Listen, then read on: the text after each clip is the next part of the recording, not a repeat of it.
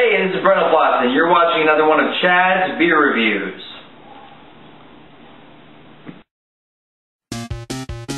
Whether it's a lager or an ale, whether it's a stout, light, dark, or pale, if you can brew it, Chad can review it. It's time for Chad's beer reviews. He's not quite an amateur, not quite a connoisseur, but regardless of the brewer, he's got taste in beer for sure. You can tell just by his gut, this guy is a bona fide beer nut. So whether it's a porter or an IPA, whether it's from Europe or the USA, if you can brew it, Chad can review it. It's time for Chad's beer reviews. Hey, welcome to an episode of Chad's Beer Reviews. Continuing with the Sam Adams, which have kind of just shown up around here. This is their new spring seasonal, even though it's February, the Noble Pils. They call it that because it's made with all 5 noble hops. That's what it says on here. One of the only brews made with all 5 noble hops from the world's oldest growing regions. Its bright flavor and lively citrus hop character reminds us that the warm days of spring are just a few weeks away.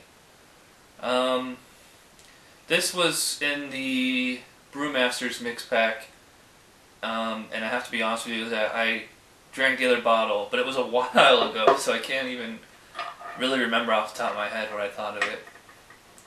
I finally get to use my Chad's Beer Pilsner glass for the appropriate beer, because this is a Pilsner. So, just gonna get straight to pouring here. Am I gonna be able to fit the whole thing in here? Nope. Looks like it might spill over. Oh! It is just hanging over there by a few millimeters. No spillage, that's nice. And I still got a little bit left in the bottle, so we'll come back to that. And you know, it's the kind of the rule of beer glasses is the bigger the glass, the smaller the beer as far as mostly ABV. This is 5.2% ABV. That's why an Imperial comes in a little snifter. In Pilsners and Lagers come these big glasses like this because they're very light. It's also meant to show off the effervescence, which I thought there'd be a little bit more than this. It kind of had a lot as I poured it, but it dying down already.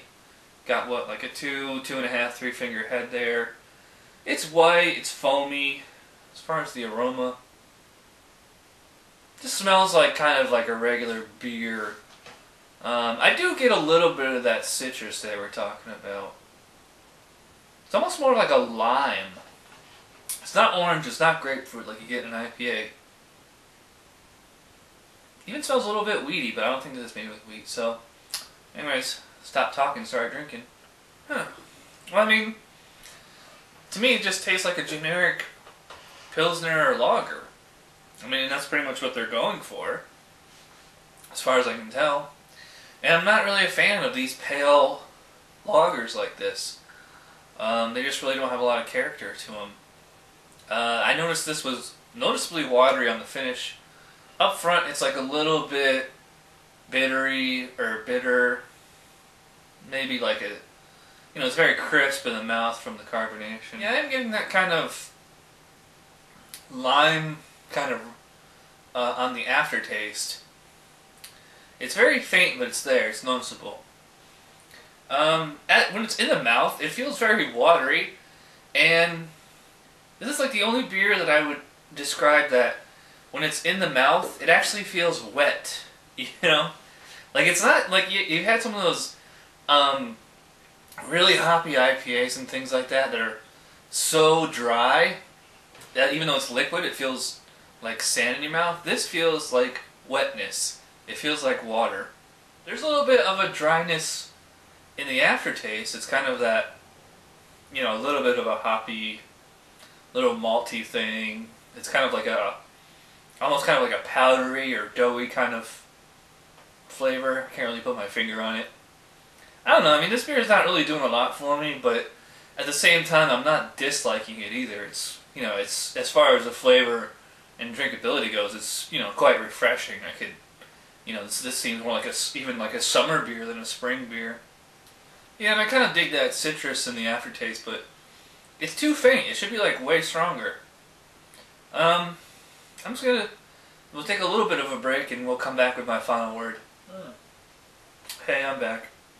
Just took a real short break there. You know, there isn't much to think about. I mean, this is a perfectly middle of the road beer for me.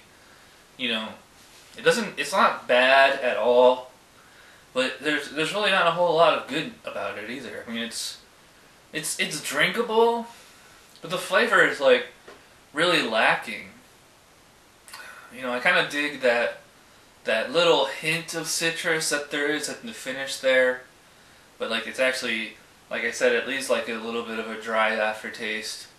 But you know, as far as the drinkability itself is very high, so you could definitely slug back a bunch of these on a hot summer day. I'm gonna go middle of the road again and just say straight up 5. It's an average beer. I'm really indifferent to it. You know, I wouldn't honestly recommend it, but I wouldn't, you know, dissuade somebody from trying it. So, you know, it's up to you. It's not a bad beer. So, you know, let me know what you think.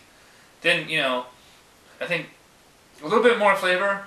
I could have given this a thumbs up, but as it stands right now, it's like, you know, eh. So, anyways, that does it for this review. So, thanks for watching. I'll see you guys next time.